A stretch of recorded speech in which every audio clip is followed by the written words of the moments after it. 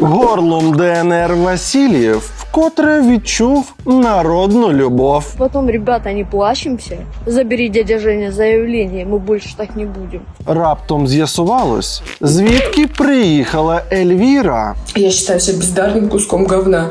У меня нет таланта, нет харизмы, нет креатива. А також трохи поплавлених українських блогерів. Зачем вырубается свет? Я для України на букінгі відмінив скидки. Тож, саме час дивитись новий випуск «Дурнів дивиться сторіс зомбі». І не тільки. А також ваша улюблена рубрика «Белгород спиш» з секретним гостем. Поїхали!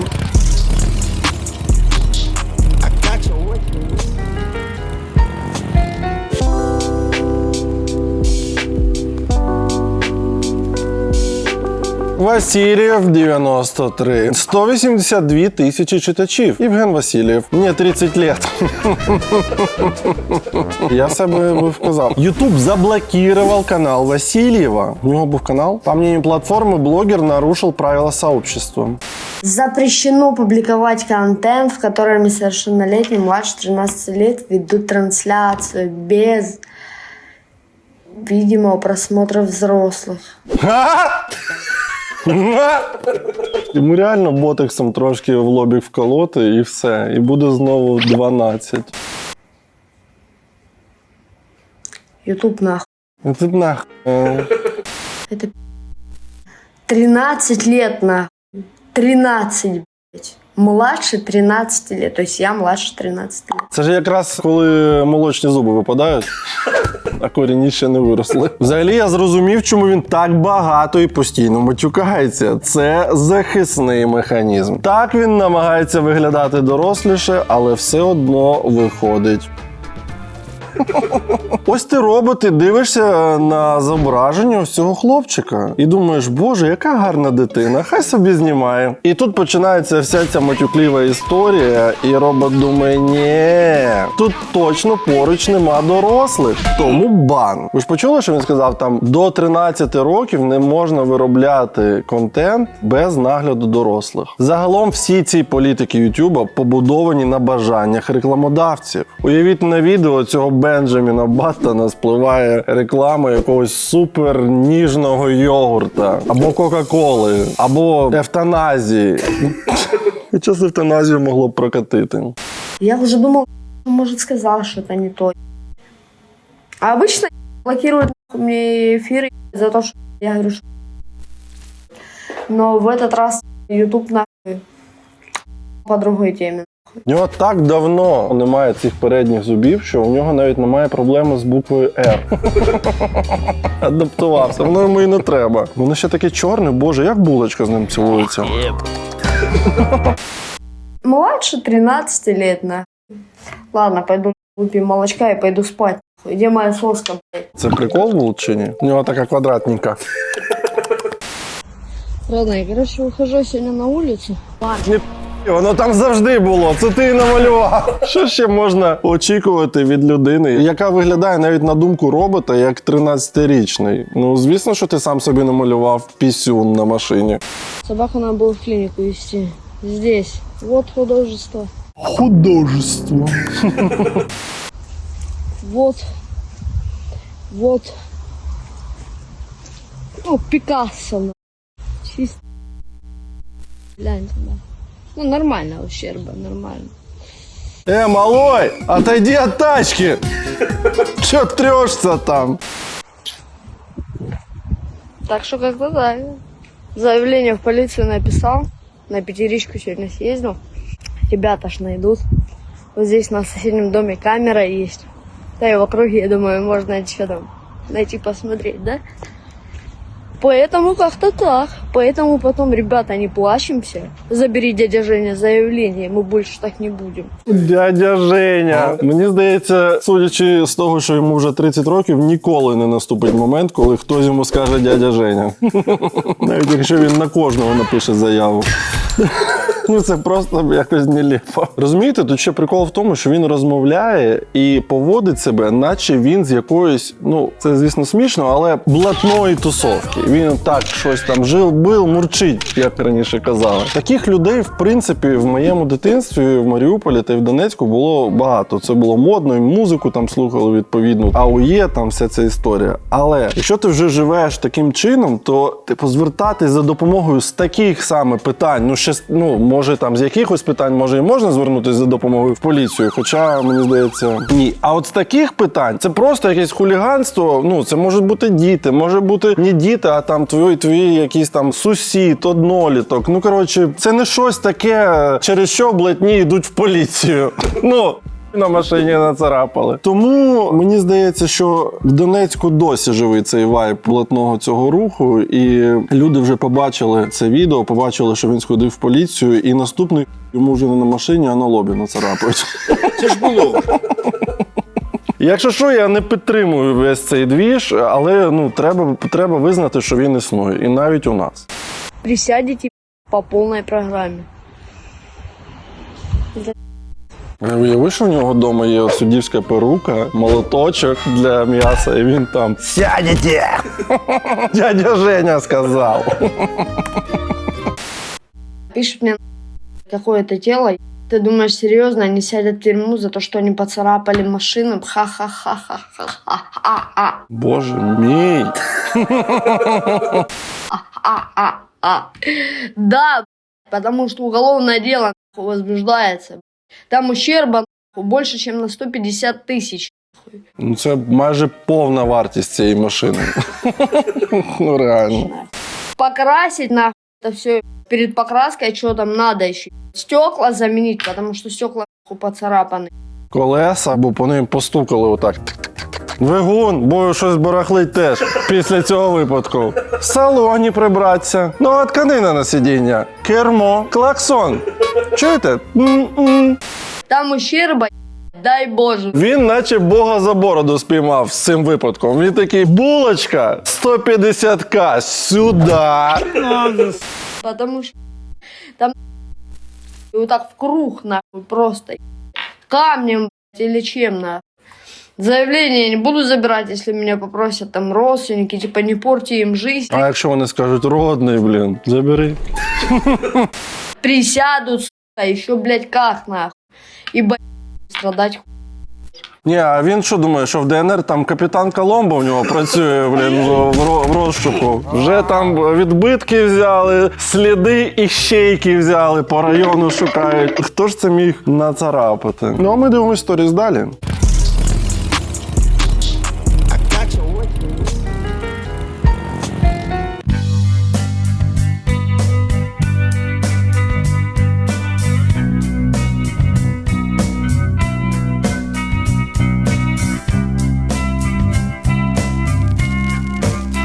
Я невдаха. Я ніколи не знайду дівчину. Я тобі 100 раз пояснював, як це робиться. Ти слухаєш мене взагалі? Я тобі що тут, порожнє місце? Чому всі нормально все роблять, окрім тебе? Ти бачиш? Ти бачиш чи не бачиш? Тільки не спробуй тут налажати. Я така дурепа, мене точно звільнять.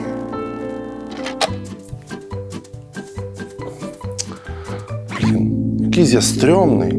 Все. Нікуди не піду. Сказав би я, якби не Майндлі, бо зараз точно не час знецінювати себе. Шановні, Майндлі – цей застосунок має бути у телефоні кожного українця. Де б ви не були, з Майндлі ви за декілька хвилин зможете забронювати сесію з психологом і зробити крок назустріч любові і поваги до себе. А з моїм промокодом DURNYEV20 ви отримаєте знижку 20% на першу сесію. Тож переходьте за посиланням під відео або за цим QR-кодом та пройдіть тест, в кінці якого ви отримаєте перелік психологів саме для вас, за вашим запитом та вашим бюджетом.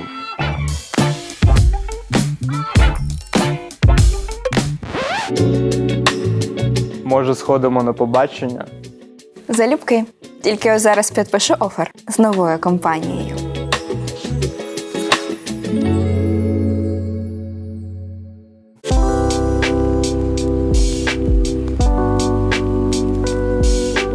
Мелстрой у нас 3,2 мільйони читачів. Його звати Андрій Бурим. Це він був той в нашому комеді-клабі? Андрій Бурим? Бурим. Це не він був? О, але схожий. Что, Василий хотел? А, да я был и зашел, он направил голосовые. Давайте я вам включу. Там ему, в общем, на машину бабок не хватает. И он готов довести к интернету. Андрюх, привет. Короче, рассказываю все как есть. Ну, я сейчас стрим, что я смотрю, донат тебе закинул. Короче, смотри, хочу поменять машину. Моей машине ее расцарапали всю в круг. Понял, камнем. На капоте нацарапали. Ну, он хочет 4,5 лямчика, короче. А зубів немає, цапнути може. Тобто в нього була машина за скільки, я не розумію в цих рублях, ну коротше, ну 5 тисяч баксів десь вона коштувала. А він хоче нову за 50. Мені ще здається, що типу Мелстрой, він, ну якщо б там реально 5 тисяч доларів попросив би цей Васильєв, чисто заради хайпу, якогось там відосика, він би це зробив. Але, блядь, ну 50, я не знаю. На машину еще.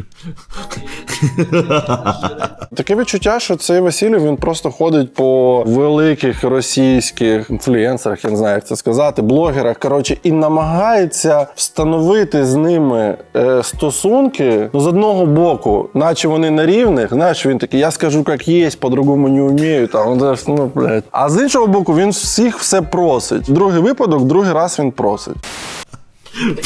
Хочу купить новую машину. Новая машина стоит сколько денег. Для меня это неподъемная сумма. Те деньги, которые ты мне дал, я их не хочу тратить. Я потратил с этой суммы только пацанам на СВО 2 машины, понял? А, ви зрозуміли, яка?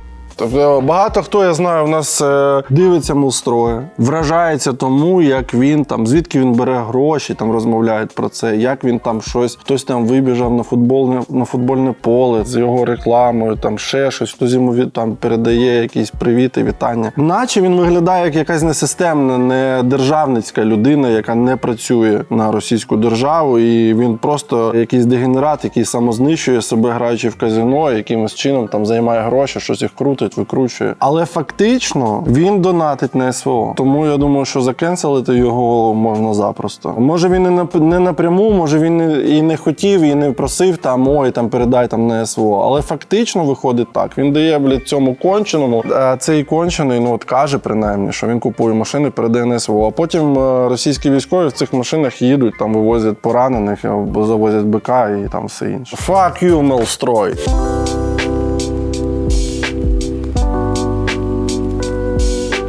Кирил Сіріус 4630 читачів. А вот он, знаменитый юзовский пассаж. А він відомий чим? Що там тобі можуть під ребро перо вставити? Це підземний перехід взагалі. Нулевой этаж, где царица просто великолепия и комфорта. Цариця великолепія і комфорта Донецька вот где. Якраз між каналізаційною трубою і вентиляційною шахтою. Просто в технічному прийомі. Много очень магазинов стильных, много очень магазинов ярких, много магазинов разных.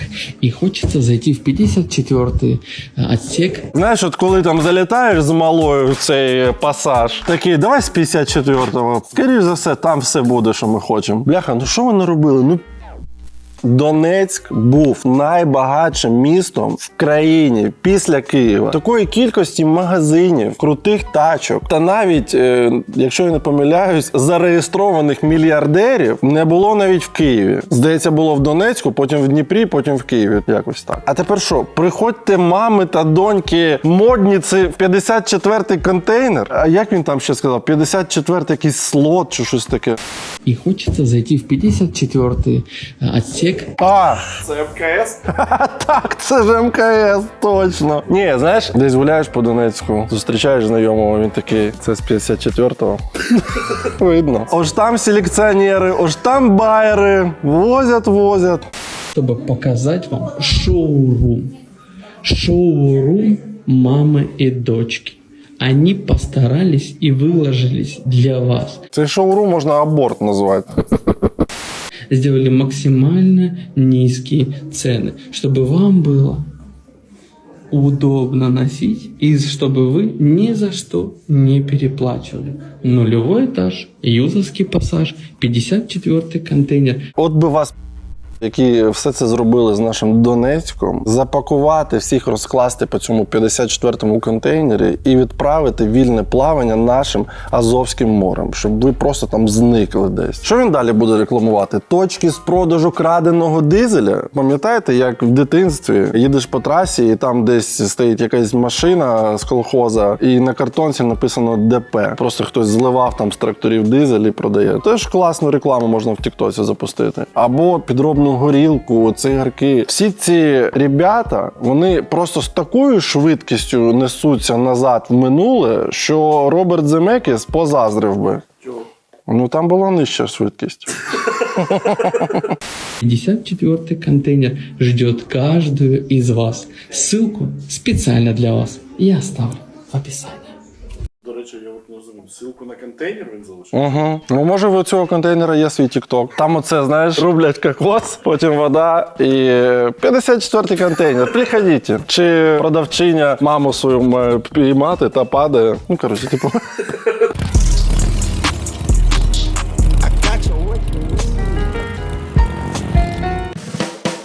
Летить подача від Костюк, суперниця стрибає з брюк.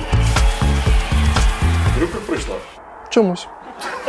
Світолі не на корті, оце так викрутас! Кожна подача радує нас! Шановні, я вже готуюсь до Вимблдону. Буду дивитись на Setanta Sports та підтримувати наших дівчат. Раджу і вам підписатись на Setanta Sports та дивитись цей турнір. Шановні, якщо ви ще ніколи не дивились теніс в прямому ефірі, я вам від щирого серця раджу це зробити, зібратись з компанією і переживати всі ці емоції. Це щось нереальне. Ви будете вскакувати з диванів, кричати, волати, тупотіти ногами і махати руками. Як на мене, це значно цікавіше, ніж футбол. А з моїм промокодом DURNYEV30 для вас ще й буде знижка 30% на пакет спорт. Тож долучайтесь, і я вам гарантую, ми будемо з вами дивитись теніс разом. А ще я дивлюсь новинки від Netflix, щоб... Як ти сказав? Не бути скуфом. Не бути скуфом. Адже в мене загальна підписка на пакет Setanta Sports плюс Netflix. Об'єднає двох фанів однією підпискою Fun Pack.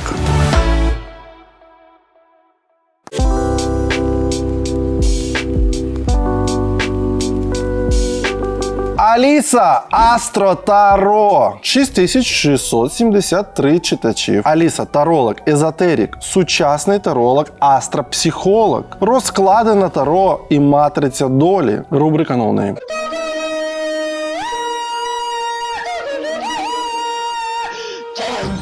Вот вы мне можете объяснить, зачем вырубается свет везде? А це що, нова рубрика «Тупий ще тупіше»? Вы что там, совсем хуели? И так настроения никакого нет, так еще и света лишают. А дійсно? Не знаю. Я тобі скажу так, якщо зірки запалюють, значить це комусь потрібно. Настало то время, когда на меня уже делают заказные статьи. Знаете за что? За то, что я посмела выразить возмущение об отключении света. Паблики по типу «Труха Украина» писался также Стерненко, сам пан Стерненко. Мені здається, треба боятись не Стерненко, треба боятись бути настільки, щоб спочатку пропустити всі ці новини, десятки, сотні новин про те, як країна-гній вирубає нашу генерацію електроенергії, а потім не співставити 2 і 2 і не зрозуміти, чому цієї енергії стало не вистачати. Чомусь я вірю в те, що вона просто тупа, що вона не навмисно це робить. Вона така: «Хто-то украв мою електроенергію!» Сам пан Стерненко сделал свой говновысер на уровне пятиклассника. Просто, сделай уже как-то талантливо. Кроме того, что она тупа, какие-то аргументы у тебя еще есть? Походу і мене зараз запишуть до 5-класників, але, якщо чесно, я і не проти. Бо, здається, навіть в 5 класі я усвідомлював, розумів мету планових відключень електроенергії. Тупой ты будешь называть свою маму. Шавка государственная. Интересно, что ты собираешься делать дальше? То есть всем, кто недоволен отключением света, ты собираешься закрывать рот? Возмущаются отключением света не я одна, но у меня очень большая аудитория. Соответственно, я им невыгодна. И, ребят, я вам хочу сказать, вы палитесь. Если пошла такая реакция на то, что я просто возмутилась отключением света, раз подключили таких блогеров, как Стерненко, поверьте, тут какие-то мутки с этим светом, это точно. Так зроби розклад Таро, щоб дізнатись, які там мутки. Я не удивлюсь, если начнут мне угрожать и физической расправой и так далее. Но, Стерненко, ты не бог, я тебя не боюсь совершенно. Насправді відключення світла – це дуже неприємна історія. Я розумію, що літнім людям або людям з маленькими дітьми – це просто жах. І особисто я живу на 17-му поверсі. Я знаю, що таке ходити пішки. Особливо важко, якщо ти ще щось купив, несеш. Ну, коротше так, є моменти. Але в самій квартирі, мені здається, я якось більш-менш затишно собі зробив. Питання технічної води вирішено за допомогою пластикового відра. Бо коли вимикають світло, ще деякий час вода, ну, знову ж таки, у мене є. І я одразу собі йду, набираю пів відра або відро цієї води. Далі я розклав по кімнатах такі ліхтарики, які в собі мають акумулятор. І вони там безкінечно можуть світити, якщо я ще вмикаю на найслабшу потужність, і воно прикольно так, коли вже темно на вулиці, трошки дає тобі силуети кімнати, ти нормально собі можеш пересуватись по квартирі. Потім змінив інтернет-провайдера на енергонезалежного. В принципі, мені здається, зараз вже багато таких провайдерів, ви зможете дуже легко знайти. Сам роутер треба заживити або від павербанка через перехідник, або у мене є невеличкий EcoFlow, через нього живиться роутер. Тож, світло є, технічна вода є, інтернет є, від EcoFlow можна зарядити телефон та ноутбук. Я знаю, що Діма мені казав, що він не сидить в цей час за компом, а читає книжки. Яку ти читаєш книжку? Я Да.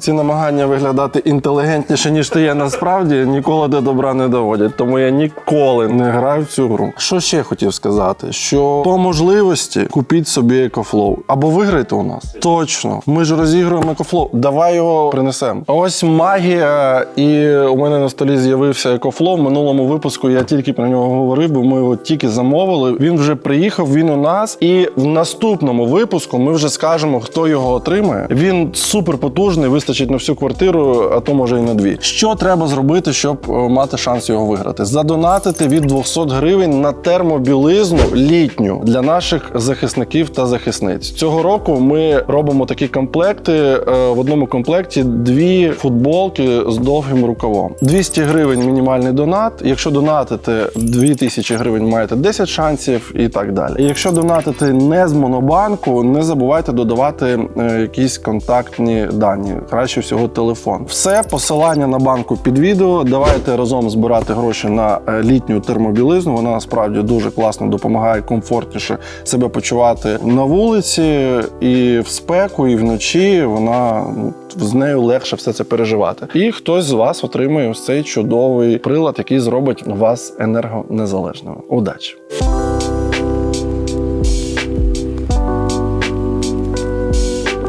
Мішель Шанель Official. 382 читачі. Рубрика Гипер Ноунейм. Мишель Шанель. Не кричи, я не глухая. Ты хорошая, я плохая. Лишней может быть только одежда, но не элегантность. Я не ангел, да и ты не Мишель Шанель.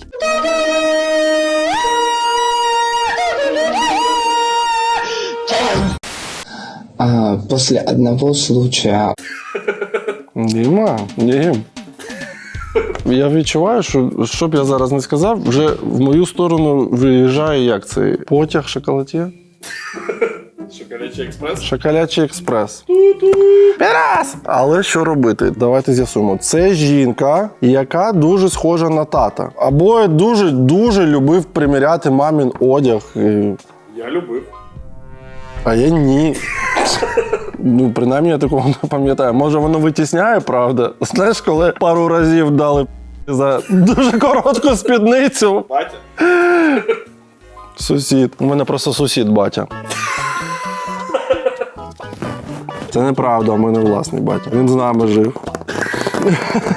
После одного случая в нашем хостеле я для Украины на букинге отменил скидки. Злодійство таке. Я всі знижки зараз як повідміняю. Я зараз буду встановлювати всі ігри. И больше украинских людей я под вопросом буду ставить к заселению. Мені от оце українці я повбивав би просто. Раптом ви не знали? Так українці казати, це те саме, що казати я довбойоб. Объясняю почему. Заходит ко мне парочка, которая разговаривает на украинском языке. Так, ти довбойоб, я зрозумів. Я закрыла уши и глаза. А що це за мігруючий гендер, я не можу зрозуміти. Це як жаба та, яка сама свою ікру їсть. Но они пытались меня впарить именно то, почему скидки нету, мы же с Украины, мы там переселенцы. Я ответил такое. Знову ответил. А може він якийсь молдаванин? Вы куда попали? Вы попали в Одессу, в интранациональный город. Інтра. Аутро. Так, цей геній сказав інтранаціональний, а мав на увазі інтернаціональний. Мабуть, сидить, говорить з нами, а сам думає про інтрабулочне проникнення. Діма, а коли я перестану жартувати як 15-річний? Це через тебе все. Я в житті нормальний. И не вам качать здесь права. Я с букинга убрал скидки, с Hostess 24 убрал все скидки и сказал: идите нахуй, господа. Але з 24 поки не прибрав, я так розумію. В моем хостеле ты хуй что сможешь добиться. Через деньги – да, за деньги – да, но не бесплатно. Я знаю, де ця істота могла б красиво вдягтись. В 54-му, контейнері. Там вже чекають. Колекція мама та дочка.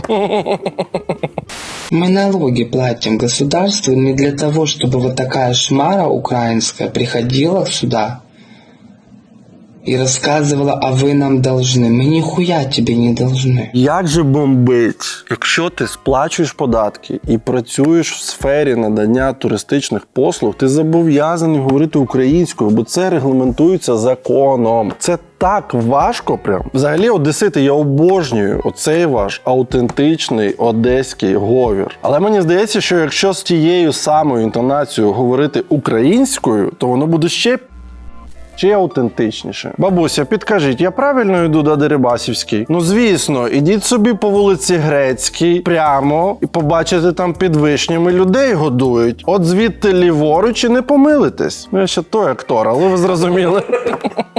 Мені здається, класний був би тренд в Тіктоці. Одесити розмовляють українською мовою, але з одеським акцентом. Я би послухав таке.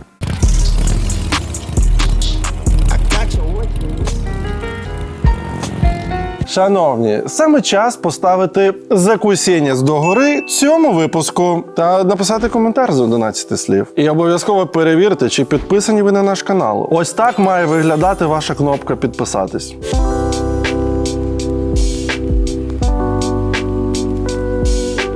Платочек К. 3042 читачи. Платочек. Самая неправильная православная семья. Блогеры, православные христиане. По пятницам в прямом эфире.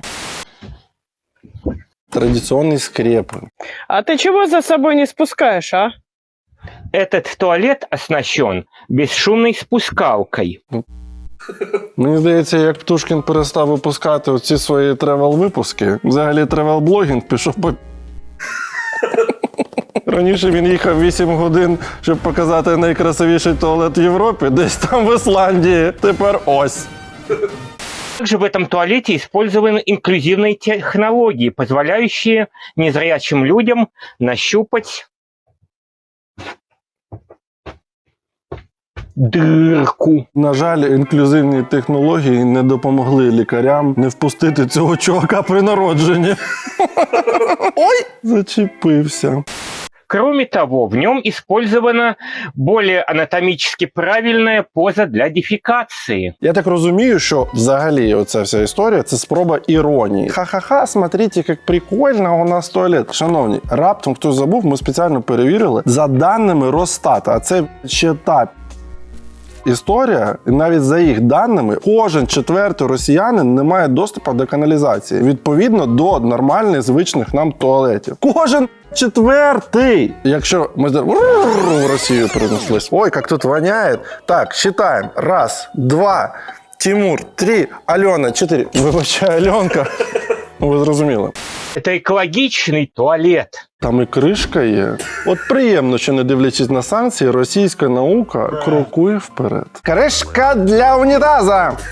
Это наши скрепы, позволяющие русским людям выживать в любых тяжелых жизненных условиях. А буде вже щось таке, що дозволяє руським людям мити голову? Хоч раз на 2-3 дні. Традиционный русский туалет с дыркой в полу. Мне на все насрать и нассать, и пофиг. Рівень іронії в Африці, просто щоб там темношкірі блогери знімали «Ха-ха-ха, ми тут голодуємо, ха, нема води, ото прикол».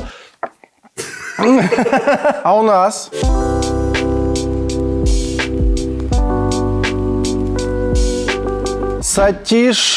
Сатішев Сергейс, 59 тисяч читачів. Сергей Сайпулович, Ростовская область. Вот такая буханка 24-го года. А ну, кот, пошатай ее. А твоя буханка шатал. Ну, это нормально. Зато здесь защита задних фонарей. От, Крагіс. Добре, що Монатік не бачить, він би вже на голові крутився. Правого, левого, все чітко. Це скрін з сайта, де можна замовити ОАЗ. Шановні, він випускається 65 років. В новій версії, бачите, верхній лівий кут, 2024 рік випуска. Що додали? Гідроусилитель руля не завадить. Ворсова обивка салона. Раніше картоном просто, мені здається, це так обкладали, він дуже швидко розвалювався. Сидіння водителя з продольною регулюванням і регулюванням наклону спинки. 65 років розвивалась модель. Навіть якщо б по одній функції сидіння на 10 років би додавали, вже було б 6,5 функцій. А так просто вперед-назад, так. Тобто раз на 15 років. В налічі у 2 дилерів в Москві, я думаю, черги стоять. 1 мільйон 250 тисяч. Це 12 тисяч доларів приблизно. Ну, немало насправді. Доставка в будь-який уголок землі. А в ад можна? А уявіть просто, ну ладно, ми сміємось, уявіть просто цю машину в ДТП. От їй конструктивно вона не змінювалась. 65 років це вона продається, а вона розроблялась ще принаймні там 5 років до того. Тобто стандарти пасивної цієї безпеки відсутні як клас. Там, мені здається, в 65-му році навіть не було пасків безпеки. Просто на той момент, здається, це не було ще обов'язково. Відповідно, ну це просто там просто фарш. Ти просто їдеш, розраховуючи на те, що з тобою нічого не станеться. Будь-що стається, все, ти вмираєш. І подушок не маєш. Блядь. Може, ворсова оббивка якось себе класно показує під час краш-тестів. Здесь просто мастер сварки був, професіонал.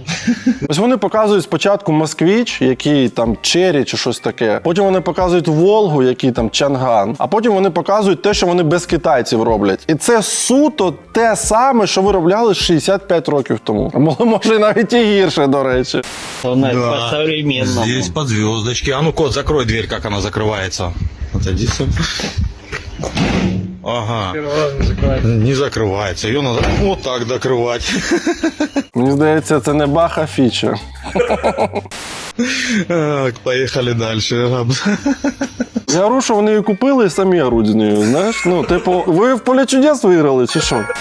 Ну, здесь ручки, да, прям огонь. Это они молодцы. Зато посмотрите, как прикручен замок. 12,5 тисяч доларів. Ну це немало. Ну можна щось купити, якийсь 5-річний Renault Duster. Повнопривідна машина, яка нормально собі поїде. Капитально, чтоб никогда не отвалился. Здесь уже у нас, ну, это зазоры нормально выставлены.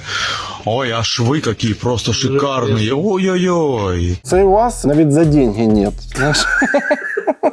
Спидометр уже по центру. Посмотрите, как намыватель, чтобы воду залить. Ага, печка просто шикарная. Вы обратите на эту печку. Просто щось болтається, висить. Просто 2 патрубка прикрутили, мотор на улице. Виглядає, наче це якийсь експеримент. Просто, ну давайте зараз тимчасово тут під'єднаємо, подивимося, як воно буде працювати. І далі вже повністю закінчимо проект. Ні. А у нас...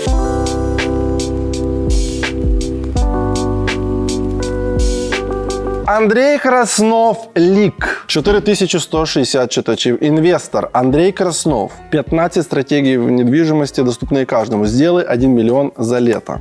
Страшное событие сегодня пришло. США ввели санкции против московской биржи. Что теперь будет с курсом доллара?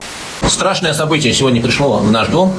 Московская биржа попала под санкции, и торговли валютой больше не будет с 13 числа. Это ужасно. Это то, о чем мы предупреждали, и вот оно, наконец, свершилось, да? Вот, ни доллары, ни евро на Мосбирже не будут больше продаваться. Вот. И вы знаете, что сейчас началась уже паника, в обменниках повышают цены. Самая большая цена в обменнике Норвегбанка 200 рублей за доллар. В каких-то 119, в каких-то там 120. В общем, кто во что гораздо. Народ реально сметает. Сметает эти зеленые бумажки, запасається на будущее.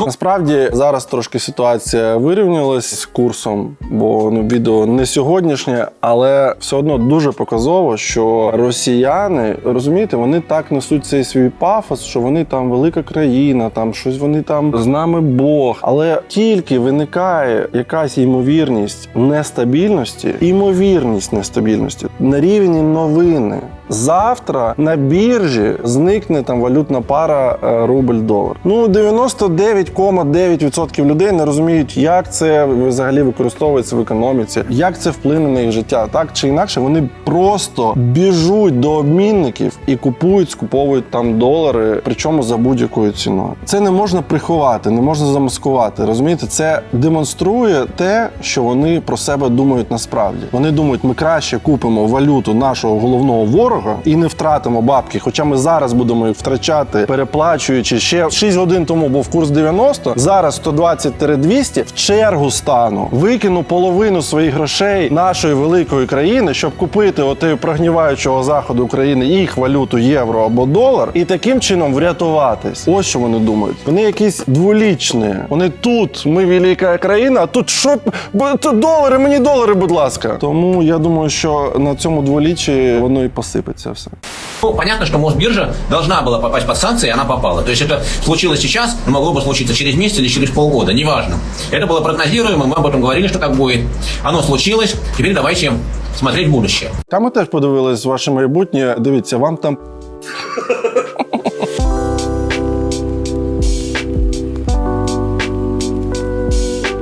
Чемлент! Наталя Люхіна. Ви обираєте собі, звісно, нікнейми.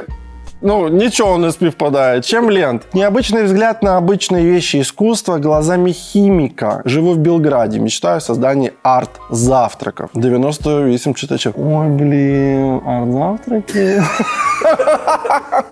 Посмотрите на этот курс. Будь ласка, 174 рубля за $1. В шоке? Я тоже. Я живу в Сербии, но помимо сербской карточки я пользуюсь карточками Банка Кыргызстана. Відомі киргизькі банки. Так как зарабатываю в рублях, и очень легко со Сбера переводить на карточку Бакай-банка вот эти вот рубли. То сегодня в магазине я обнаружила вот этот вот отвратительнейший курс. Тобто так, їх картку Сбербанку в Сербії навіть, хоча Сербія, наче з ними там на одній хвилі, не приймають через санкції, а киргизьку картку приймають через те, що на Киргизстану, на їх систему не накладені санкції. І вона перекидує собі на киргизьку картку, але там курс може бути будь-який. Что делать, пока не знаю. Надеюсь, что это какой-то баг системы, и сотрудники Сбера, и сотрудники Бакая все решат. Но, конечно, если такой курс останется, это жесть. Так, співробітники Сбера і Бакая можуть це вирішити, вони можуть зібратись всі разом, піти до Кремля, встати там на коліна і попросити щось вирішити, але я думаю, що максимум реакції це, ребят, не розкачуйте лодку.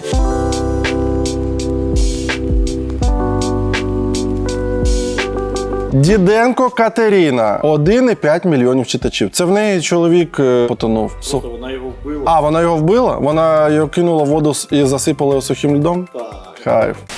Многие спрашивают о том, как мы расплачиваемся в Эмиратах. Найцікавіше, коли людина кудись їде, як ви розраховуєте? Я еще в Москве оформляла себе карту Газпром Union Pay. Так вот, большинство оплат проходит по этой карте. Union Pay – це китайська платіжна система, але вона не всюди працює. Але я думаю, да, в Еміратах, тому що там багато із Китаю людей, я думаю, що вони її підключили. Но я знаю то, что не во всех на самом деле магазинах проходит. Дальше. У нас были проблемы в отеле. Нам нужно было заплатить залог, вот этот вот возвратный, там, 1000 дирхам. Останніх 2 роки до кожної подорожі для русських додається квест з банківськими картами. Ми вже чули їх безліч, тут приймаємо, тут не приймаємо, тут заблоковано, тут порізали, тут недоступно. А тепер анлокнулось ще нове ускладнення – рандомний курс рубля. А у нас не проходит, не списываются деньги с карты. Нам сказали, идите, снимайте в банкомате. Мы приходим снимать деньги в банкомат. А я не могу снять деньги с этой карты, потому что я в России не сняла какой-то там запрет на снятие в Азии. А как зайти в приложение этого газпромовское, я не знаю, потому что я забыла, я не помню, как оно называется. Це технології. Треба взяти паспорт і під'їхати в відділення, щоб написати там заяву на зняття оцього заборони на зняття грошей. Еще вчера у нас не прошла оплата в такси, но... Нічого, я думаю, на мінетиком там. С нас сняли деньги с другого такси, короче. При синові не хотіла говорити. Мамочка, а как мы рассчитались в такси? У тебя ж карточку не принимал. А там з другого таксі сняли. Та вже потім договоримо. Так.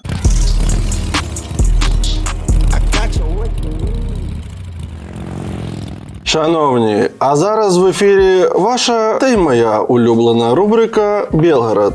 Спиш?»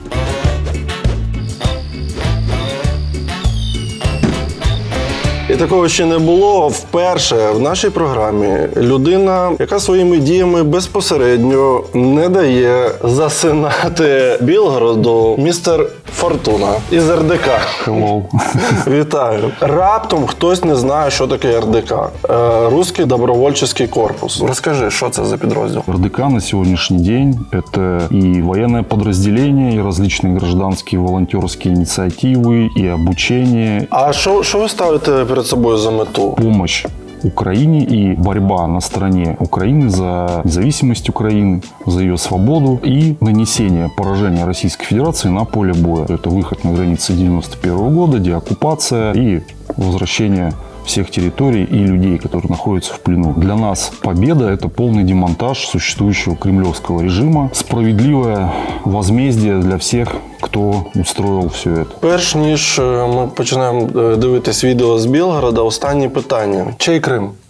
Український. Поїхали.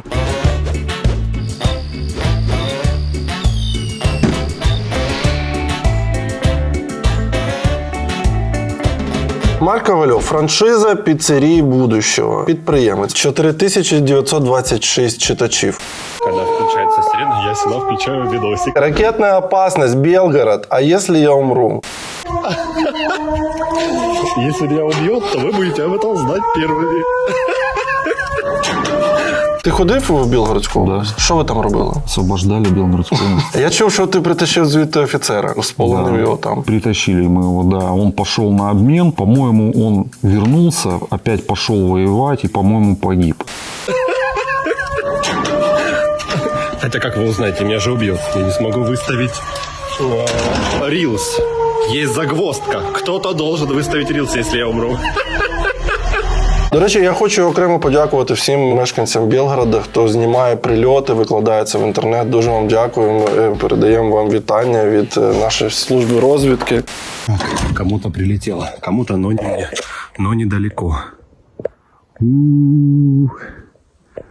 Недалеко, совсем недалеко. Загалом, коли ми бачимо білгородців, вони так трохи налякані, бо росіяни не очікували, що війна прийде до них у дім, а цей, трохи Коли ви заходили і бачили там місцевих, як вони реагують взагалі на те, що вони бачать військових не російських? У людей задача выжить просто, их заботит только личная жизнь и здоровье там, близких, свое собственное. У нас была история на одной там, из прошедших операций, когда была улица, все дома горят, целого нету ничего, стоит один дом, плюс-минус там какой-то целый, там одна бабка. Единственная. Ее пацаны забрали, вывезли оттуда на квадроциклах. Вы на квадроциклах туда приехали? Ну, там отдельная группа была, да. И отправили ее к сыну в Харьков. Ага, Потому я що, думаю, він не сильно зрадів. Скажи мені, а от ви туди приходите, чому ви не забираєте в них пральні машинки? У нас є. У вас є? Вже давно воюємо. І унітаз є. Є? Да.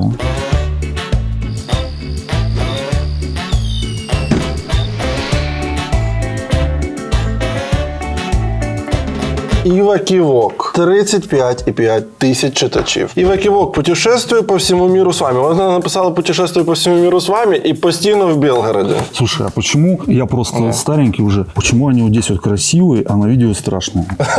Я не знаю, я думаю, що це штучний інтелект взагалі намалював її, це не справжнє. Наверное, в туалет зайду, вдруг посекаю, что потом некрасиво. В туалет зашла, вышла, думаю, да что я тут делаю? А так вообще, вот я лежу, я так укрываюсь одеялом, и все. Потом думаю, через ватное одеяло все равно пробьет. Это правильно, потом удобно жмура выносить. Одразу запаковал конвертик. Думаю, ладно, не пускай хоть спина. У меня тоже, но я все равно, я в ванну иду, но у меня еще были моменты, когда я сру, например, и я думаю, сейчас вот это с обосранной жопой вдруг меня убьет. Куда? А я сразу прыгай, мой. А я говном в жопе буду сидеть. Я тоже так думаю, кстати. Когда на позициях обстреливают, мне кажется, это самое неприятное. Ты когда пошел в туалет. І прямо в цей момент.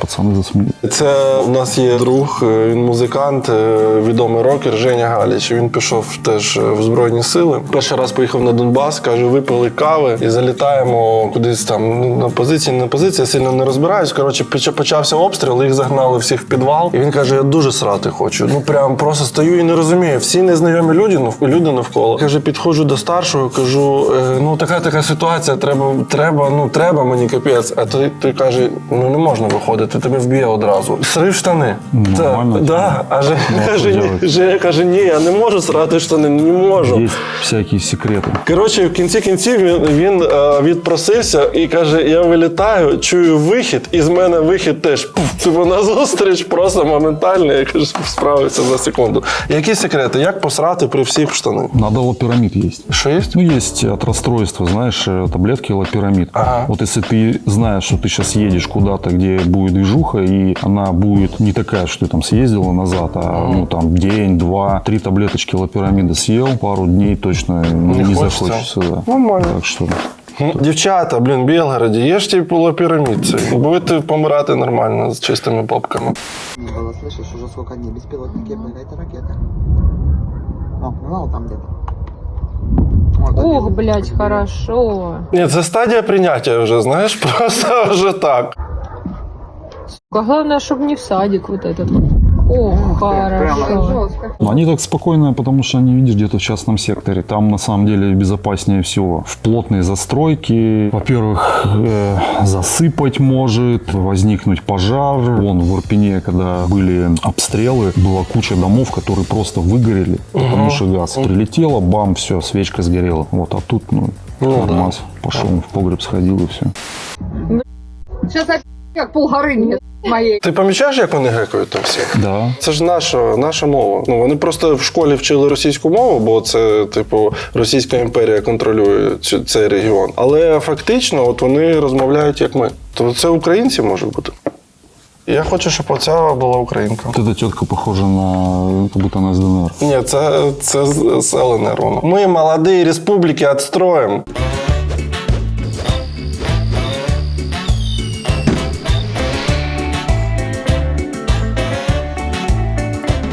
Бондс, 6446 підписників. Дар'я, материнство, юмор. Всі з гумором в Білгороді, бачу, всі дуже веселі.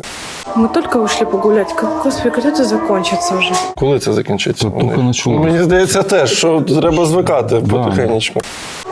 А что, гараж не открыть? Туда? Зайди сюда. Здесь в инфополе оно все достаточно прозрачно. Ну, то есть никто никому не говорит, что ничего не происходит, ребята, это там настройки, что-то это не самолет. Ну, типа, все же все понимают. А в России это работает наоборот. Там никто не готов, ну, я имею в виду гражданское население, к войне, не готова инфраструктура, не готово средства помещения, нету ни укрытий, ни убежищ. Мы же, когда была история вот по Грайворону, мы обращались к региональным, к федеральным властям. Давайте организовывать гуманитарные коридоры каждый день. Нет. Коли ви тримали цей район.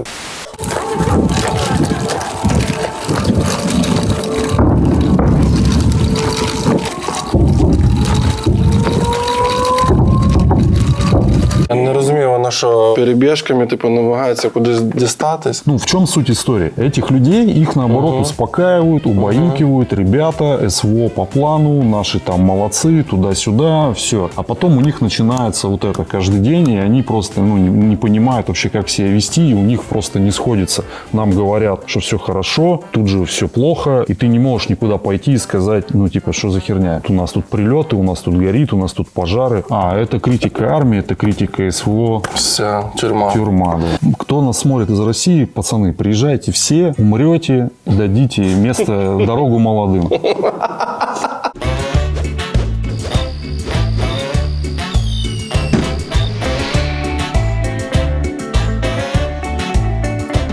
Ця сторінка вже недоступна.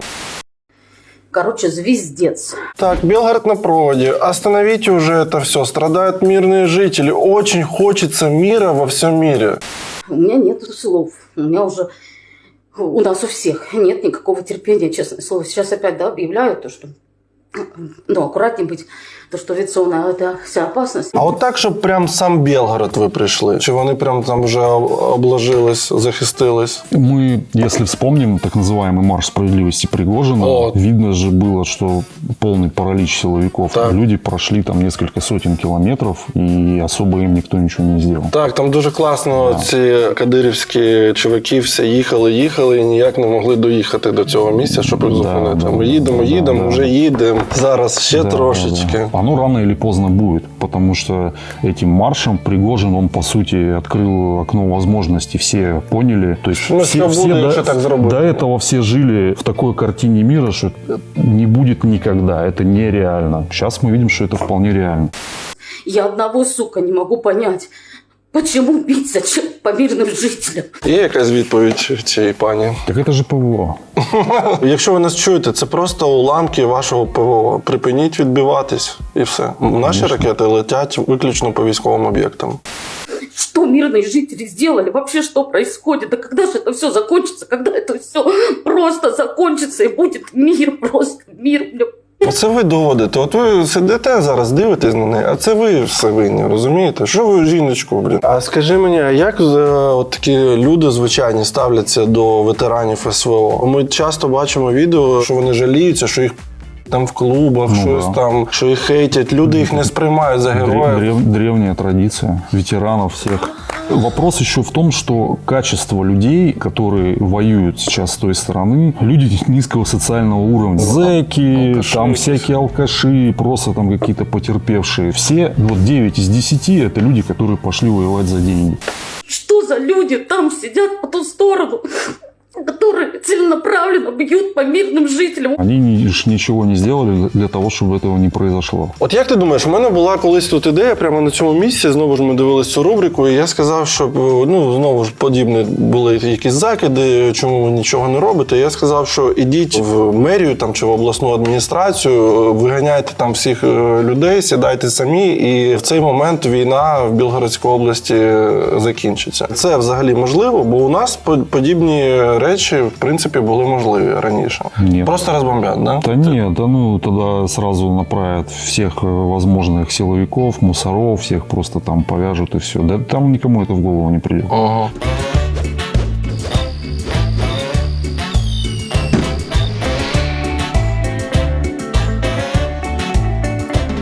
Алекс Брейн, 2,1 мільйон читачів. Саша Брайан, експерт по набору масштабной целевой аудитории. Трафик и медийность. Что я, собственно, рассказывала, пока не встретила бывшего.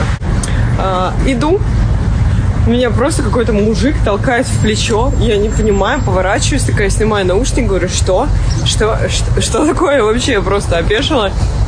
Он такой говорит, какой у тебя командный голос. Я говорю, что опять? В России у них отношение к военнослужащим осталось еще такого позднесоветского образца, когда военнослужащий — это какой-то там полубомжеватого вида мужичок, который там что-то где-то возле метро полупьяненький там что-то там дела какие-то решает. А я еще в наушниках, типа, не понимаю. Он такой, какой у тебя командный голос, говорит. Ну ничего. Сейчас на фронте, говорит, и женщины могут пригодиться. Я такая, ебать. Военнослужащие, возвращающиеся домой, они оправдывают эту всю историю, потому что человек был на фронте, зэк бывший, например, да, или просто там какой-то тип, который всю жизнь там в селе где-то прожил и поехал там за деньгами, и каким-то чудом выжил, вернулся. Он привык к тому, что безнаказанность полная, ну, то есть ты делаешь там, что тебе взбредет в голову, потому что ты на оккупированных территориях этим занимался, там, делаешь все, что хочешь, вопросы решаешь там вне, скажем, правового поля и так далее. Ну, чем занимаются эти люди? Бухают, стреляют, мелкий и там, средний криминал, грабежи, разбои и так далее.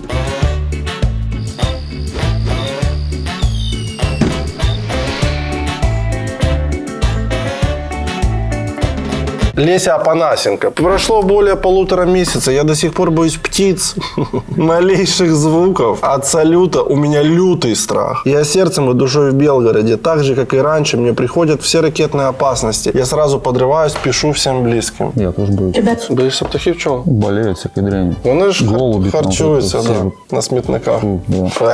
Ребятки, еще одна из причин, почему я не поехала в Белгород. Кто жил в приграничных зонах? Вот правильно, это уже зона у вас там. Имейте в виду, даже переезд в первое время не решает проблему того страха. Ребятки, еще одна из причин, почему я не поехала в Белгород.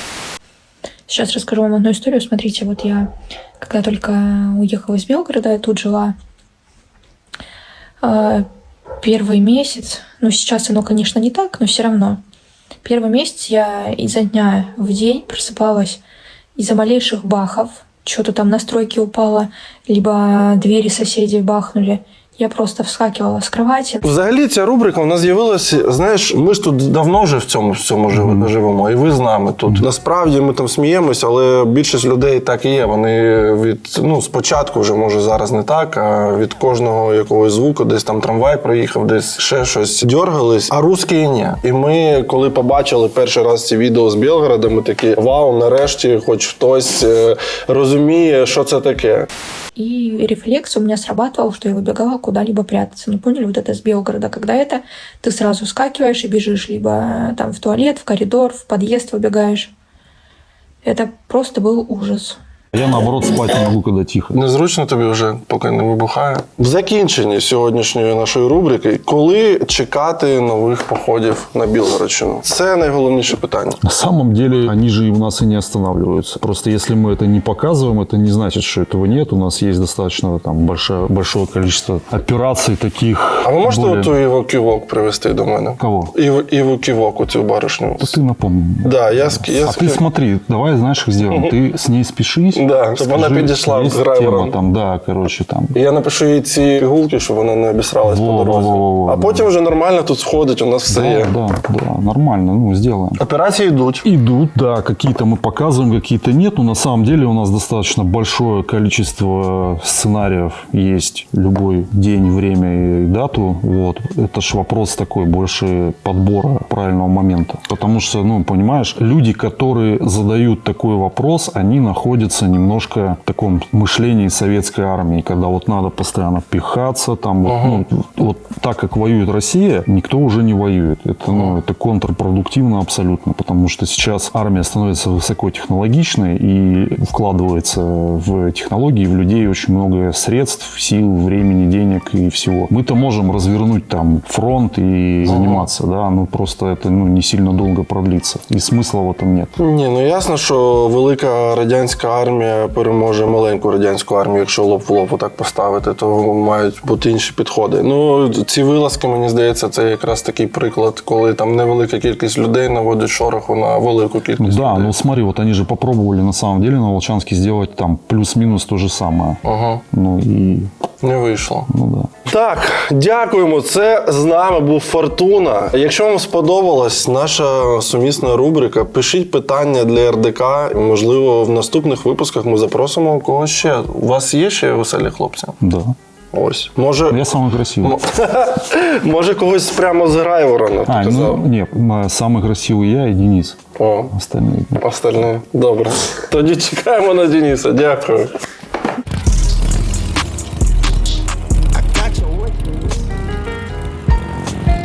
Шановні, результати розіграшу футболок з минулого випуску бачите на екрані.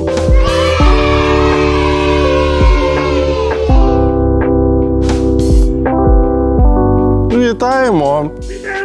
Тепер у нас трошки інша ідея. Ми хочемо перевірити, скільки серед вас поетів. Отже, якщо хочете взяти участь у розіграші однієї з 3 футболок з Дурнів Шоу, напишіть в коментарях невеличкий віршик за мотивами цього випуску або свого життя.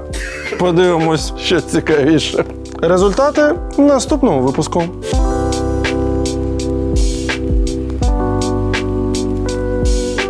А у нас Ель Еліл. 228 тысяч читачів. Эльвира.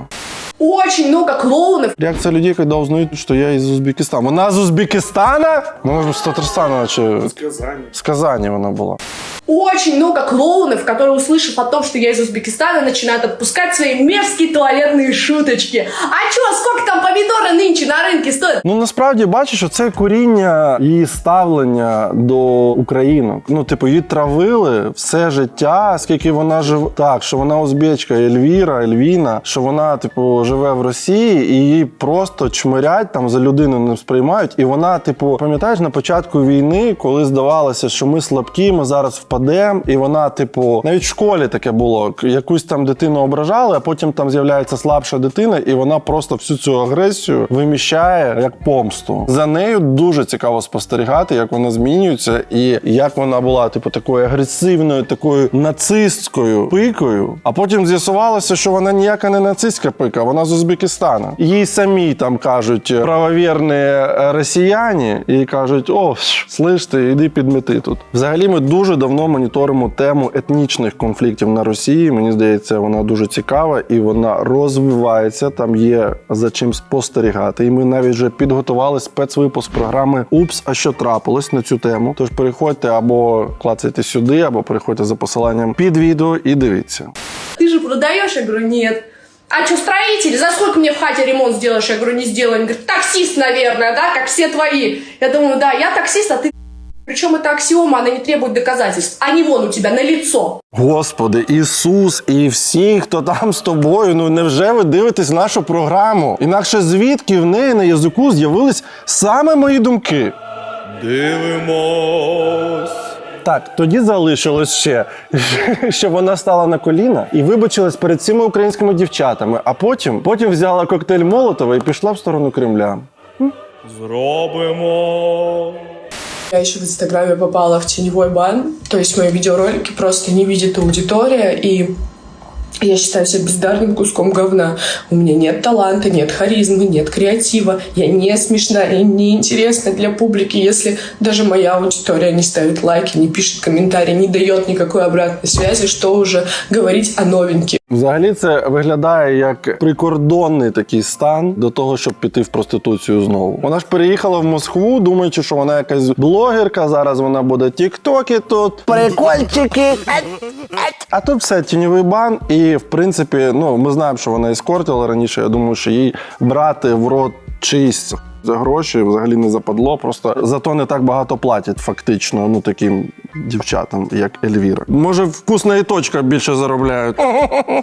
Шановні, а в ефірі ваша улюблена рубрика Тік-Орг. Хвилинка.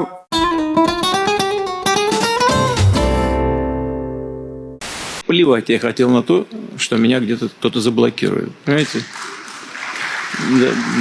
Для меня важнее другое. Доверие российского народа в том качестве, в котором я сейчас нахожусь. Мені вже починає здаватись, що всі ці навмисно, нарочито дебільні люди з зетками, помадою або тінями на обличчі, вони роблять це спеціально, що це якась спецоперація ГУР, щоб цей символ не став популярним. Ну, подумайте зараз. Починалось з того, що це було як, типу, свастика, щось таке зловісне. О, Z, їдуть колони техніки, у них там Z, зараз тут будуть руйнувати міста. А закінчилось ось цим. Ну, якийсь серйозний спецназівець, такий серйозний якийсь мужик там про війну, весь в гранатах. Мені здається, не буде собі там на обличчі це малювати, бо він не хоче просто, щоб його рівняли з цими довбойобами. Мені здається, що саме такий процес іде. Просто це вже смішно просто. Ну, дебілка. Так, Чубатая говорит, вы все на одно лицо Шариковы. Чубатая, а вы все на одно лицо, без фото, без имени, без родины, флага, как цыгане. Все на одно лицо. А ви помітили, що він зуби з фольги золотих цих медалек шоколадних зробив? Да, Чубатая, вы пораженцы, даже у вас ни фото нету, ни имени. Украинские земли. Або це не його зуби, і він взяв так потягати, просто потаскати, або він бухав з кінтом, той заснув, він повиривав йому зуби, поставляв собі. Ну щось з ними не так. Вони виглядають якось не так. Стоматологи, якщо дивитесь нашу програму, напишіть в коментарях. Теперь вы ни родина, ни флага, как цыгане с протянутой рукой по всему миру. Дай. Зробив фотку, він такий крутий став. Ні, фотка не у кожного є. Це ж 1865 рік. А насчет Шарикова, я тебе скажу, лучше быть Шариковым, чем быть ЛГБТшником. Я впевнений, що він не знає, хто такі ЛГБТшники. Він просто думає, що ЛГБТ – це коли толпою гвалтують в камері. То йому не сподобалось просто.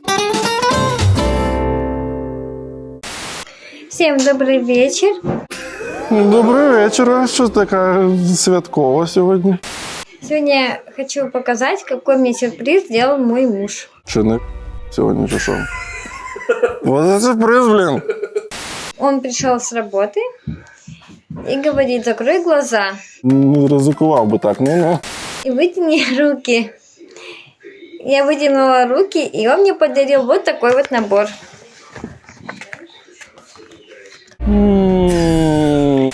Тут получается шампунь и гель для душа. Це з цього магазину, що королева ДНР рекламує. Такий маленький ларьочок, пам'ятаєш? І там всі ці набори були подарункові. Летуаль. Вот такой вот красивый набор. Це дуже мило. Чого ти це поставив?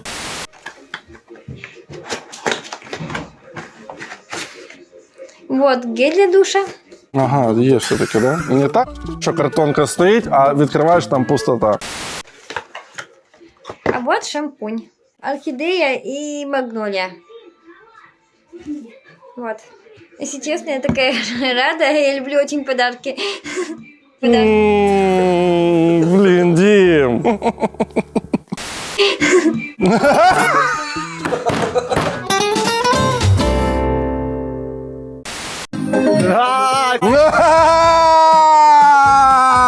Блин, вот ты где. Тиктокеры! Вон Володька пошел! Траву полоть! А вот зачем? А мамка на розслаблення! А могла б допомогти. Клубухастый роза, синий глаза, давай мы танцуем до утра. Звідки взагалі береться ця музика? Вона якась специфічна, наче є якийсь прошарок музики, який випускається саме для такої аудиторії. Це не якась типу російська популярна музика, яка там ми бачимо там в тіктоках або якась інстасамка. Дешевий такий шансон, який може навіть штучний інтелект робить. Діма, а у нас закінчились сторіс. Нема. Все. Тож за традицією, слава Україні! Героям та героїням слава! Слава ЗСУ! Па-па!